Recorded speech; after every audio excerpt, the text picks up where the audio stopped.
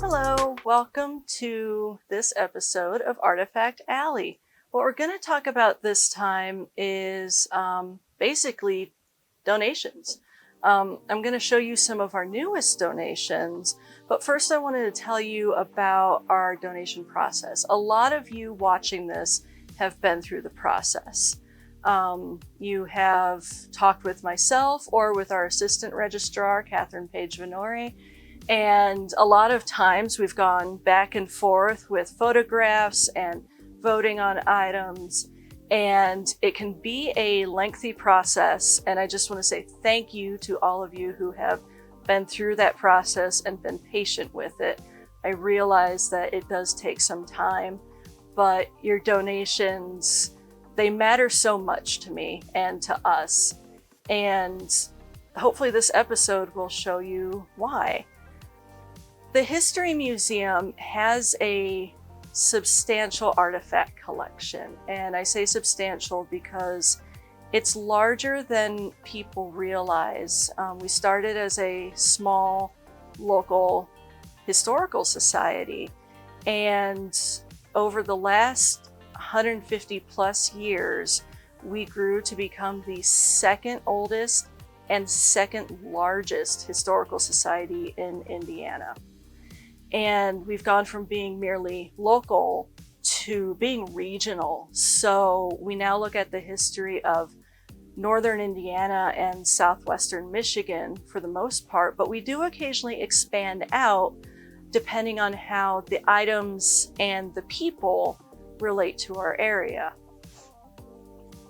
Our collection is approximately 500,000 items strong. That is 500,000 items.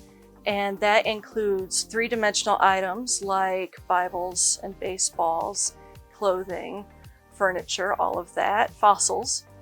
And it also includes our two-dimensional items, which are books, photographs, letters, anything you can think of, posters, prints, anything like that. And we are lucky. We're lucky to have such a large, diverse collection because we can research and talk about so much. And a lot of that is thanks to you. And it's hugely thanks to you because the History Museum is an actively collecting institution. And what that means is that we still take in donations, like those of you who've worked with myself and Catherine. Most of our collection is actually donation-based. So the majority of our 500,000 items are from people over the years going, you know, my grandma had this and I found it in the basement. Is it of interest? My mother wore this traveling to Europe. Would you like it? I found this item that is from so-and-so's house. Would it help enrich your collection? And so what we do is we look at the item, we talk about its history, and then our entire curatorial and education department, both of us vote on it. Both departments go over all of the items and we vote whether to accept them or not. And the basis for whether or not to accept them, it changes. So a lot of you ask, well, how do I know if this is going to be of interest? Honestly, we don't even know right off the bat if it's going to be of interest all the time because we look at our collection.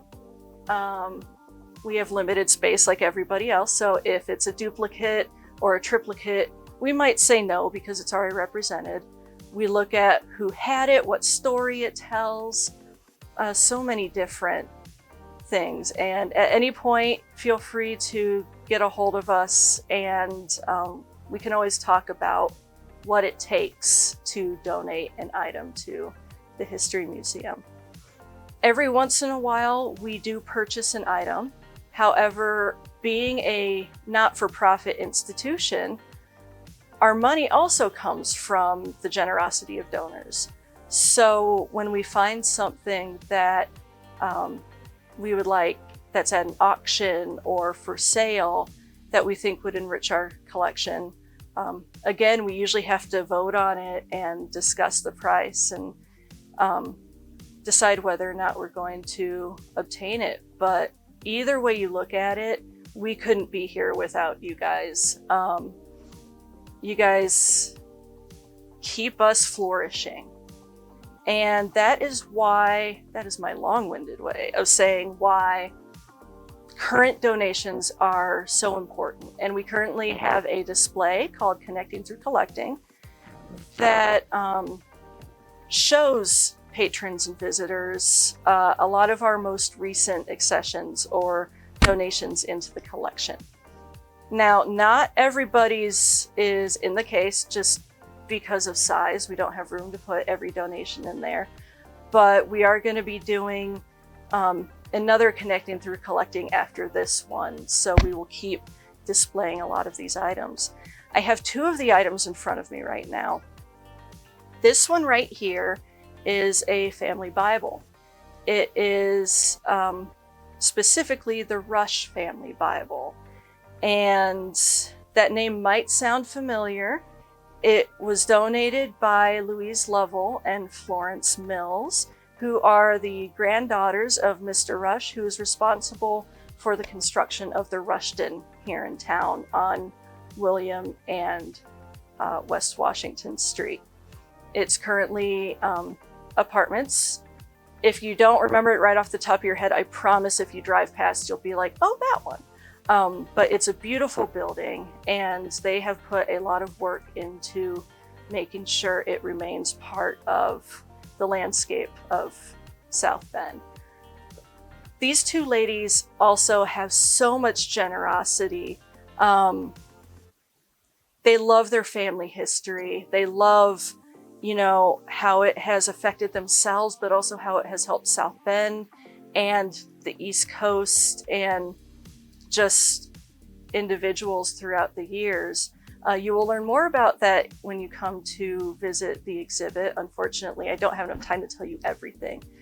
But one of the most important familial items is this Bible right here, the Rush Family Bible. And the reason it is so important is because it has the family record right here. A lot of Bibles, a lot of older Bibles, will have family trees, family records, marriages. This page is marriages. And that would help people before the time of Ancestry.com or even just being able to type up everything. The Bible was something that would be passed down in the family. So this would help keep track of your family tree. Now, a lot of these Bibles have the family tree in the front. And some of them have them in the back. This one is actually relatively unique in that it has these pages in the middle. The History Museum has one of the largest historic clothing collections in the region. When I started working here, I liked clothes, but I didn't realize that I would actually, after 10 years, become a clothing historian. And you can really tell a lot about people's history and society's history by the clothes, the fabrics, and the colors. Now, much like the majority of our collection, which I was telling you about, it is predominantly donations from people who live in South Bend, or sometimes there's someone who's been overseas and they come back and they want to share their worldly travels with us.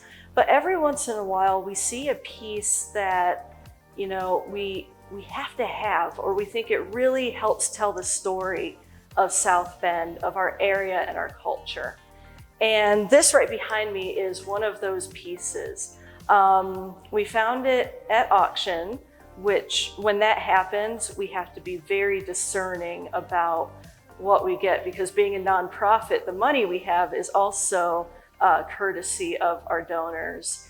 And so when we see something at auction, we talk about it and we debate it back and forth. And this item, this uniform, was deemed something very important to our area's history.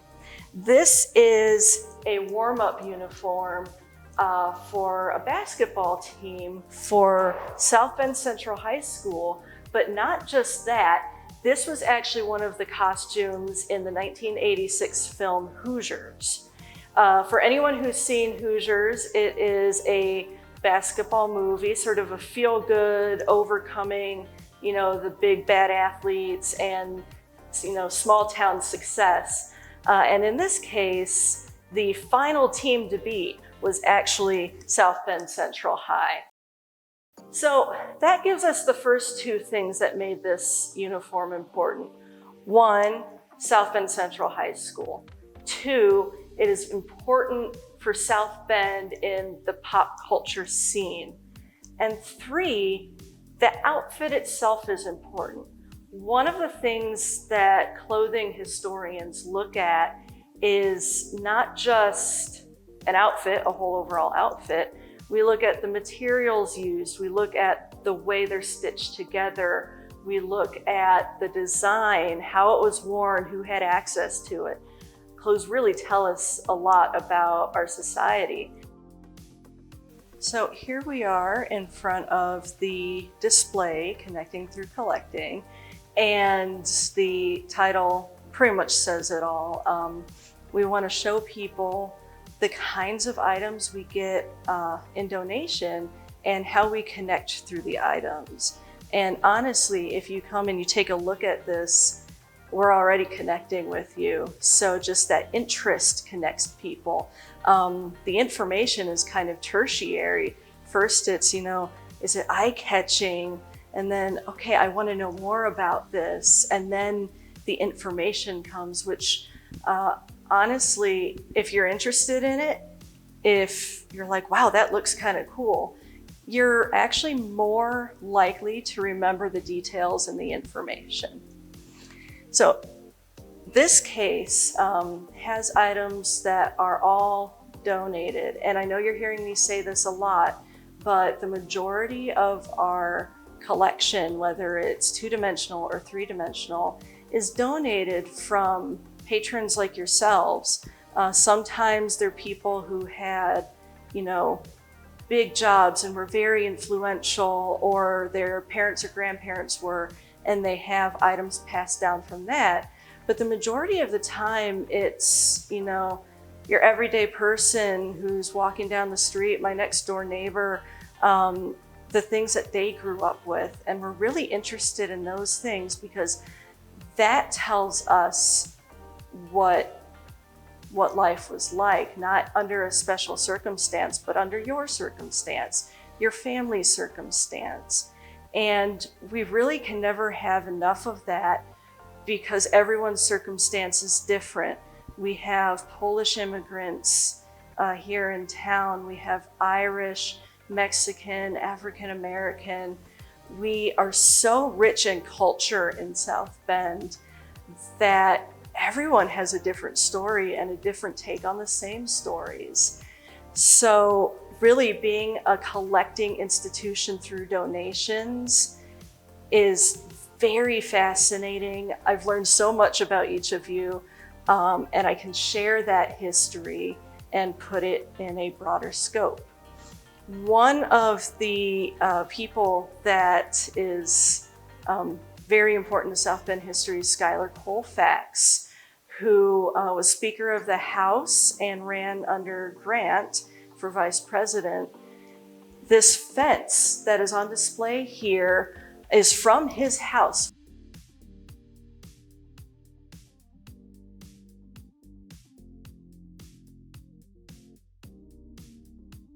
In front of the fence, we have two auditorium chairs. These were donated by John Charles Bryant. He was actually able to donate 2 of these sections, so 4 chairs in total.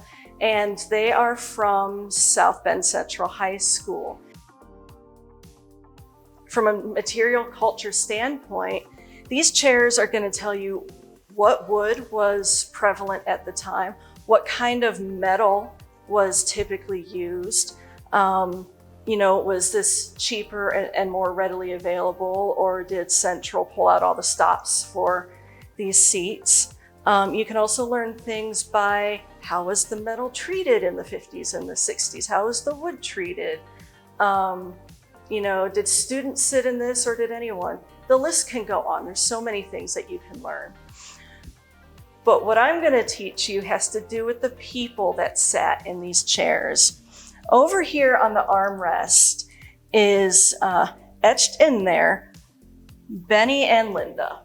And when we saw that, we didn't think too much about it, but we went ahead and posted this on our social media. We have Instagram, we have Facebook, Twitter, and we went ahead and shared the picture of the chair with Benny and Linda. And usually we share things and people say, oh, that's really neat.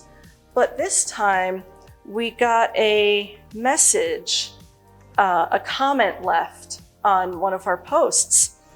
And it's from a gentleman named Ben. And he says, yes, I carved that sitting in the auditorium of Central High School my freshman year before leaving for LaSalle. Linda and I are still together after having 3 wonderful girls and 50 years of marriage.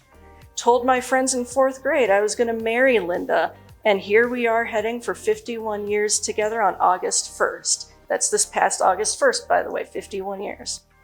Smartest thing I ever did in my life was marry this kind and pretty lady. Thanks for sharing. And that is something that doesn't happen often, and it's really amazing when it does. We were able to connect a person to the chairs. We were able to actually talk to Benny and Linda and one of their daughters and, get kind of more of the history and, get to hear their story. And that already is really neat. But what happened after that surprised us. It blew up on social media. People were sharing it left and right, as well as Benny's comment. So the world ended up finding out that, Ben scratched his and Linda's name in the armrest, and that they're still together after 51 years with 3 daughters.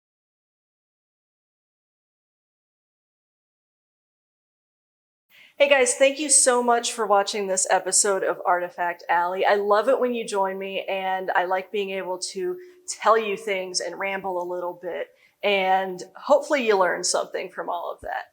So I really appreciate it, and I can't wait to see you guys next time. Bye.